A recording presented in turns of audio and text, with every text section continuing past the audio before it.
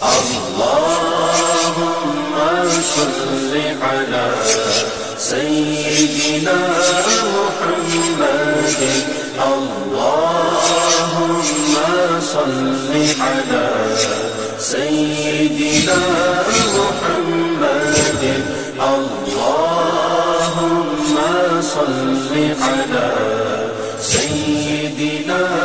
محمد نحمده ونصلي على رسوله الكريم اما بعد فاعوذ بالله من الشيطان الرجيم بسم الله الرحمن الرحيم وما آتاكم الرسول فخذوه وما نهاكم عنه فانتهوا واتقوا الله إن الله شديد العقاب وقال النبي صلى الله عليه وسلم نظر الله امرأ سمع مقالتي فحفظها وأوعاها فرب مبلغ أوعى من سامع صدق الله العظيم وصدق رسوله النبي الكريم ونحن على ذلك لمن الشاهدين والشاكرين والحمد لله رب العالمين یا رب صل وسلم دائما ابدا على حبیبک خیر الخلائق كلهم اللهم صل على محمد وعلى آل محمد كما صليت على إبراهيم وعلى آل إبراهيم إنك حميد مجيد اللهم بارك على محمد وعلى آل محمد كما باركت على إبراهيم وعلى آل إبراهيم إنك حميد مجيد محترم و مکرم ناظرین اکرام، آپ حضرات کے سامنے جناب نبی کریم صلی اللہ علیہ وسلم کی سنت مطہرہ، آپ صلی اللہ علیہ وسلم کی سنت کے اوپر سنت کی حکمتیں، سنت کے فوائد، اس کے اوپر چند معروضات پیش کرنا چاہتا ہوں۔ اللہ تبارک و تعالیٰ سے دعا ہے کہ اللہ تبارک و تعالیٰ نبی کریم صلی اللہ علیہ وسلم کی سنت مطہرہ سے محبت نصیب فرمائے اور اس پہ عمل کی توفیق نصیب فرمائے۔ پوری کائنات ایک طرف اور نبی کریم صلی اللہ علیہ وسلم کی ایک سنت مطہرہ ایک طرف، پوری کائنات ایک طرف، نبی کریم صلی اللہ علیہ وسلم کی کسی بھی ادنا سے ادنا سنت مطہرہ کا مقابلہ نہیں کر سکتی۔ دنیا کے اندر کوئی بھی کام اس کا بہترین طریقہ، جیسا کہ آپ صلی اللہ علیہ وسلم نے فرمایا یا آپ صلی اللہ علیہ وسلم نے اس کے اوپر عمل کیا، اس سے بہتر طریقہ دنیا کے اندر اور کوئی ہو ہی نہیں سکتا۔ مثلا آپ صلی اللہ علیہ وسلم کی سنت مبارکہ یہ ہے کہ انسان جب رات کو سوئے تو داہنی کروٹ کے اوپر سوئے۔ یہ آپ صلی اللہ علیہ وسلم کی سنت مطہرہ ہے۔ اطباء نے لکھا ہے، طبیبوں نے لکھا ہے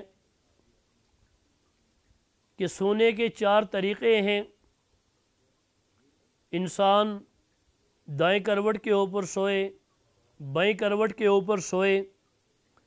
یا اسی طرح چت سیدھا لیٹ کر سوئے، اور چوتھا طریقہ یہ ہے کہ انسان پیٹ کے بل اوندے منہ سوئے۔ اب ان چاروں طریقوں کے اندر سب سے بہترین طریقہ جو آپ صلی اللہ علیہ وسلم کا طریقہ ہے، آپ صلی اللہ علیہ وسلم کی سنت مبارکہ ہے کہ دائیں طرف دائیں کروٹ کے اوپر سونا۔ کہا کہ جو انسان بائیں طرف سوتا ہے، بائیں کروٹ کے اوپر سوتا ہے، اس کا دل وہ نیچے آ جاتا ہے، اس کے اوپر پورے جسم کا بوجھ ہوتا ہے۔ تو دل کی مثال وہ پورے جسم کے اندر خون پہنچاتا ہے۔ جب انسان بائیں کروٹ کے اوپر سو جاتا ہے تو چونکہ انسان کا دل نیچے ہے، جسم اوپر ہے، اس کو باقی اعضاء تک خون پہنچانے کے لیے انتہائی زور لگانا پڑتا ہے۔ اس کی مثال یوں سمجھ لیں کہ جیسے 6 منزل 7 منزل کا گھر ہے، ایک موٹر لگی ہوئی ہے، وہ 8ویں منزل تک پانی پہنچاتی ہے۔ جیسے وہاں پر پانی کا پہنچانا مشکل ہے، اسی طرح جب انسان الٹی طرف داہنی کروٹ کے اوپر سوتا ہے تو دل وہ خون کو پمپ کرتا ہے اور باقی اعضاء تک پہنچتا ہے۔ اسی طرح جب انسان داہنی کروٹ کے اوپر سوئے گا تو اس کو زیادہ وقت نیند کے اندر تھوڑی سی نیند جو ہے وہ حاصل ہوگی۔ اسے یوں محسوس ہوگا کہ جیسے میں نے معمولی سی جو ہے وہ نیند کی ہے۔ اور اگر ایک آدمی سنت طریقے کے مطابق دائیں کروٹ کے اوپر سوتا ہے تو دائیں کروٹ کے اوپر سونے کی وجہ سے اس کا دل اوپر ہوتا ہے، خون کا پہنچانا باقی اعضاء تک اس کے لیے صحیح ہوتا ہے۔ پھر تھوڑے وقت تھوڑی نیند کے اندر اسے نیند کے جو ثمرات ہیں وہ حاصل ہونا شروع ہو جاتے ہیں۔ اسی طرح ایک انسان اگر کمر کے بل چت جو ہے وہ لیٹ جاتا ہے تو انسان کی جو ریڑھ کی ہڈی ہے یہ بالکل سیدھی نہیں بلکہ اس کے اندر تھوڑا سا خم ہوتا ہے۔ تو جو انسان ہمیشہ سیدھا لیٹنے کی کوشش کرتا ہے یا سیدھا لیٹا رہتا ہے تو اس کے مہروں کے اندر تکلیف ہوتی ہے اور ریڑھ کی ہڈی کے جو مہرے ہیں ان کے اندر جو ہے وہ درد شروع ہو جاتا ہے، جیسا کہ ہم دیکھ سکتے ہیں کہ بہت سارے مریض اس مرض کے اندر مبتلا ہیں۔ چوتھا طریقہ کہ انسان پیٹ کے بل جو ہے وہ سو جائے، منہ کے بل سو جائے تو پوری رات انسان کو برے برے خوابات آتے رہتے ہیں۔ تو گویا ممکنہ 4 طریقے ہیں اور ان میں سب سے بہترین طریقہ وہی ہے جو آپ صلی اللہ علیہ وسلم نے فرمایا کہ دائیں کروٹ کے اوپر سونا۔ اسی طرح ایک حدیث مبارکہ کے اندر آتا ہے کہ جناب نبی کریم صلی اللہ علیہ وسلم نے فرمایا کہ برکت الطعام الوضوء قبلہ والوضوء بعدہ، کہ کھانے کی برکت یہ ہے کہ انسان کھانا کھانے سے پہلے بھی ہاتھ دھو لے، کھانا کھانے کے بعد بھی ہاتھ دھو لے، اس سے محتاجی نہیں آتی، تنگ دستی نہیں آتی، بہت سارے فوائد انسان کو حاصل ہوتے ہیں۔ یہ اس زمانے کے اندر آج سے 1500 سال پہلے جناب نبی کریم صلی اللہ علیہ وسلم نے ارشاد فرمایا، عمل کر کے دکھلایا، اور آج جدید سائنس یہ کہتی ہے کہ نامعلوم ذرات جراثیم انسان کے ہاتھوں کے ساتھ ہوتے ہیں۔ تو سب سے بہترین طریقہ یہ ہے کہ انسان کھانے سے پہلے ہاتھ دھو لے۔ اسی طرح زمین کے اوپر بیٹھ کر کھانا، اور اسی طرح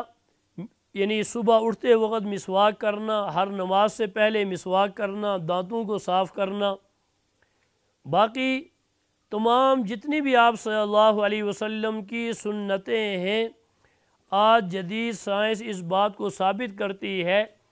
کہ ایک ایک سنت کے اندر اتنی حکمت ہے کہ انسان اس کا تصور نہیں کر سکتا۔ آج غیر مسلم اقوام ان طریقوں کی طرف آ رہی ہیں، ان طریقوں کے اوپر عمل پیرا ہیں، اور ہم مسلمان ان طریقوں کو چھوڑ رہے ہیں، ہم ان کو بلا رہے ہیں۔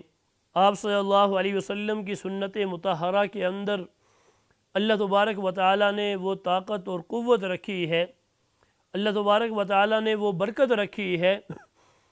کہ ایک سنت آپ صلی اللہ علیہ وسلم کی ایک سنت دنیا و ما فیہا سے زیادہ اللہ تبارک و تعالیٰ کو پسندیدہ ہے۔ دعا ہے کہ اللہ تبارک و تعالیٰ ہمیں جناب نبی کریم صلی اللہ علیہ وسلم کی سنتوں کے اوپر عمل کی توفیق نصیب فرمائے، اور جناب نبی کریم صلی اللہ علیہ وسلم کی دعا کا مستحق بنائے۔ آپ صلی اللہ علیہ وسلم نے فرمایا تھا کہ نظر اللہ امران، اللہ تبارک و تعالی اس شخص کو تر و تازہ رکھے، من سمع مقالتی فحفظها واوعاها، کہ جس نے میری بات کو سنا اور آگے دوسروں تک پہنچایا۔ اور اللہ تبارک و تعالی نے بھی قرآن مجید کے اندر فرمایا کہ ما آتاکم الرسول فخذوا، کہ جو کچھ تمہیں جناب نبی کریم صلی اللہ علیہ وسلم کی طرف سے عطا ہو اس کو لے لو، وما نہاکم عنہ فانتہوا، اور جس سے آپ صلی اللہ علیہ وسلم منع فرمائیں اس سے باز آ جاؤ، اس سے رک جاؤ۔ تو اللہ تبارک و تعالی سے دعا ہے کہ جو کچھ کہا گیا اللہ تبارک و تعالی اس پہ عمل کی توفیق نصیب فرمائے۔ وما علینا الا البلاغ المبین۔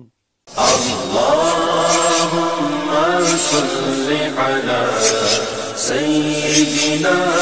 محمد، اللهم صل على سيدنا محمد، اللهم